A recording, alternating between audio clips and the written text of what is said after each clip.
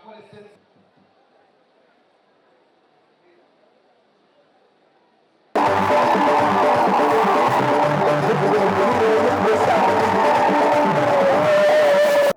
problem of AIDS is really a problem mainly of discipline. Alikora nti ekizibu ekyakawuka ka siriimu kiva ku mpisa betwebisamu. This is a disease when we analyzed it, it was threatening us, we found it was from just 3 points. Alikora nti obulwaire buno bw'oba ng'obulingirire oba nga weekeenenya bulungi. It was from 3 sources. Buva mu ngeri y'abika bya mirundi 3. Bwali buva omubiseera ebyo. Omubiseera ebyo bwali buva busibuka abantu 3. Number 1 was umalaya. Bwali kukola obuseege oba okwetunda. That was number 1. Eyo ni number 1 engeri gye tufunamu obulwaire obwo. Number 2 was blood transfusion before we check the blood of the givers. Bw'ovanga musaayi ng'olwaire bakuwa omusaayi ng'awali obulamu bikaali kwekeenezezebwa bulungi. Then number 3 was from mother to child in the womb. Number 3 nga kiva ku maama alwaire akawuka. But to show that it's not really a very serious disease, if you take number 3, mother to child, even without any intervention, we found that only 30% will be passed from mother to child, even if the mother had virus with you. Alikora nti namba 3 eno omukyala ni bw'aba ng'atengenda waire nga tasoboire okumira eddagala. Mirasiasi asobola okuzaala omwana ng'azira kawuka. The 70% were giving children who had no kawuka, it was only 30% that time. Nti ebiseera ebyo nga eddagala likaali kuyida nga ku 10 bamaama 7 asobola okuzaala omwana ng'azira kawuka. Gonna 3 gasigalawo nga 3 ago omwana asobola ofuniramu akawuka. Now, initially we were worried that it was going through mosquitoes and insect bites and so on. Nti ebirango eby'obulamu bikaali kugondoolwa bulungi balowoozanga nti n'ensiri esobola okuleeta akawuka ka mukenendya. But then we found it was not possible. Awo bajja okunoonyereza nga tikisoboka ensiri tereeta siriimu. So we closed the route of blood transfusion. So baigalawo ekintu ekyokukoba nti okuwa omusaayi bw'oyo omuntu aba afuniramu akawuka singa ng'aguba gwekeeneneibwa bulungi. We got technology to determine the safety. Baleeta ebyuma bya kabiibibiidi nga bisobola osengedde omusaayi ogwo gwabanga mulungi nnyo okuweebwa omuntu owundi. So that route was closed long ago. So buti ekyo kyegalibwawo tekaali nsonga nti ereeta akawuka ka siriimu. Then the one of mother to child, we also closed it because medicine became available which would stop transmission from mother to child. Then nakyokoba nti maama agemye omwana singa nga maama yagaanibwa n'akawuka ka siriimu bw'abaaniza eddagala eryo akawuka tikagema mwana. So there's only one route. Waliwo omutambala mulala gw'okusobola ofunamu akawuka ka siriimu. That is the route of umalaya. Naye empisa y'obuseegu ey'okwetunda oba okwegabangula oba okugula b'amalaaya. So you people, please don't keep playing around with this problem. Muzee alikola nti lekera okuzaanira ku kizibu eky'akawuka ka siriimu kuba kaliyo ate kakaaliwo. Yes, the drugs are there. Kituufu eddagala liriyo aye litakiimula. The drugs are there to suppress the virus. Eddagala liriyo erimugiriza akawuka ako Okukendeeza ku bulwadde. Eddagala liriyo erikendeeza okuzaala kw'akawuka ka siriimu. But it is not eliminated. ayo tukiteolayo kawuka ka siriimu mu mubiri gwo kaba kalimu ayo daba bakayisaako engeri yekazaalamu. But the advantage we are looking for omukisa oguliyo oba kye tuli kunoonya in suppressing the virus mu kumugiriza akawuka ak'obutaabula busirikale bungi obulwaire bw'akawuka is that when it is very much suppressed, it doesn't spread so much. nti bw'oba ng'omuyiriza eddagala lyo mu biseera akawuka ako kaba nkanigirizibwa tikazaala ino ate tikakuluma ino. But you, who is already infected, iwe olagaanibwa n'akawuka there are certain things you can no longer do. waliwo ebintu ebikugaanibwa bw'oba ng'owagaanibwa nga oli mulwaire w'akawuka ka siriimu. Because some of the, like in the army, we discovered that when somebody over-exerts himself with the kawuka, it can cause a problem. As per our theme of today, which is also a reflection of one of the SDGs, i.e. accelerating intervention to end AIDS by 2030.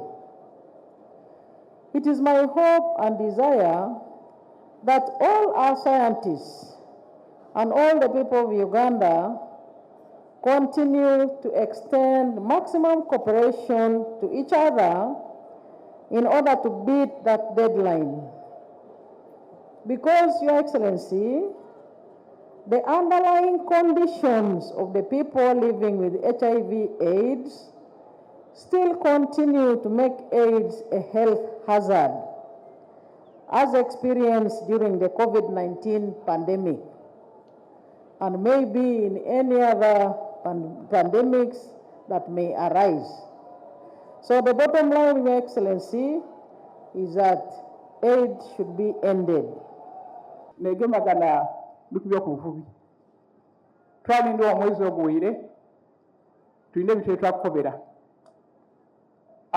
abantu bali kutyanga okwogera ange ekituufu kyene ensonga tidiri bulungi abantu batuma ku kyalo kino okola emirimu gyo n'okuma abantu beeriza emyalo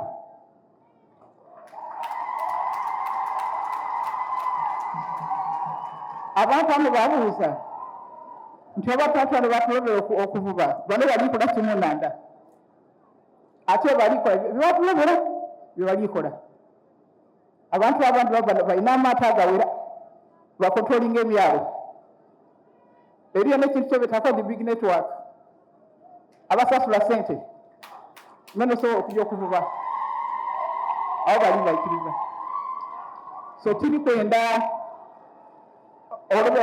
bakibuuse maiso ndi tukusamukire aye tena twakobera ekiri mu kyalo. So Excellency, ensonga eyo ndi kusaba nti ogyetegereza bulungi ogiringemu. So tuli kwenda okubaza okuyida ekyoluguudo tikyogereku olwendo olubiseemu tulina essuubi nti olida tukola oluguudo olwo n'ekindi baba nenda okwebaza nti ebidi eri meeri edo ni nuclear facility eno biza kwongera kutumbula economy ya kidere abaana kani abadiope shifu dinatandika okola abantu bajja kuvanga bagula ebintu seminti amabati tweza kwetaaga kujaidinza sente zisigala ene kidera abenda kunabya bamwe anobaali ku maadi bagondole sente nga zisigala wano. So tulina opportunity okulakulana ku kyalo kino ekyekidera ni nakani budiope nuclear facility yona eza kutuyamba abantu abalajja okukola muno bajja kwetaaga amayumba bajja kwetaaga ebyokukozesa so opportunities ziriwo ningi tukwenda okubaza baba nti ekyo kitukoleire mu myaka gitali mitono ino government model and yoga and other welfare creation interventions. Sir, being financially empowered not only increases household incomes, but it also helps to reduce the vulnerabilities, especially of adolescent girls and young women in HIV infection. Your Excellency, you have always emphasized that health is wealth. I therefore urge Ugandans to test for HIV and know their status. If you test positive, treatment for HIV is available in all government facilities, and when taken as advised, it is beneficial in suppressing the HIV virus. HIV prevention communication is also beneficial in creating awareness and changing individual and social behavior. To this, acknowledge your commitment and consistent stewardship to the fight against HIV/AIDS ever since you took leadership. And last but not least, Your Excellency, I thank you on behalf of all Ugandans for the work you're doing now on driving the country towards industrialization, improving household incomes. All of this ultimately impact public health and reduction in new HIV infections. Global AIDS Report 2024. UNAIDS estimates that there are 39.9 million people living with HIV globally.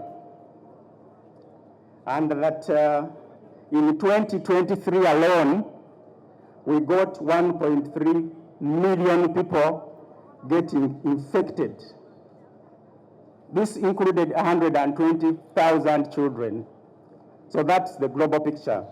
And I give that because I'm about to talk about there has been a reduction in new HIV infections by 45%, from 68,000 infections annually in 2017, and by December 2023, we had 38,000 new HIV infections. It means within a period of 12 months, that's the number of people who became infected. Your Excellency, to highlight, 15,000 of these were young people between the age of 15 to 24. And among them, we had 4,700 children between ages 0 to 14. So while we have the technology to stop babies getting HIV, we still have quite a number that is still getting HIV. So as we PHIVs come together to reflect on our progress and honor those we have lost, we still reaffirm our commitment to ending AIDS by 2030. With only 4 years left, the theme Accelerating Interventions to End AIDS by 2030 re-emphasizes the need for urgency in our collective efforts to end HIV as a public health threat. While progress has been made, significant challenges remain, and it is clear that we must act together to achieve the goal of ending AIDS by 2030. Uganda has made great strides in the fight against HIV, and we thank you for your efforts. Over 1.4 million people living with HIV are accessing antiviral therapies, enabling them to live longer, healthier, and be more productive. However, barriers which include stigma, discrimination, logistical, and systems-related challenges continue to affect access to services and must be eliminated. As a community, we aim to end AIDS as a public health threat, and we note that achieving the global 95-95 targets requires the following: ensuring 95% of people living with HIV know their status, 95% of those diagnosed receive sustained antiviral therapy, 95% of those on ART achieve viral suppression.